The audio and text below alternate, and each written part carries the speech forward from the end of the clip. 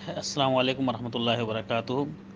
حمزہ بن صہیب رضی اللہ تعالیٰ عنہ اپنے والد سے روایت کرتے ہیں کہ نبی کریم صلی اللہ علیہ وسلم نے فرمایا، خیرکم من اطعم الطعام او الذین یطعمون الطعام، رواہ احمد فی مسندہ۔ امام احمد نے اس حدیث کو، احمد بن حنبل رحمہ اللہ نے اپنی حدیث مسند امام احمد میں نقل کیا ہے۔ حدیث صحیح ہے۔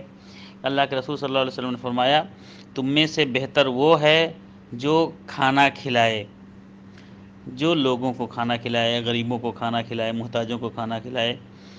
او یا راوی کو شک ہے یہاں پہ کہ اللہ کے رسول صلی اللہ علیہ وسلم نے یہ کہا کہ من اطعم الطعام، کہ جو کھانا کھلائے، یا یہ کہا کہ الذین یطعمون الطعام، یا وہ لوگ بہتر ہیں جو کھانا کھلاتے ہیں۔ یہ السلام علیکم ورحمۃ اللہ وبرکاتہ۔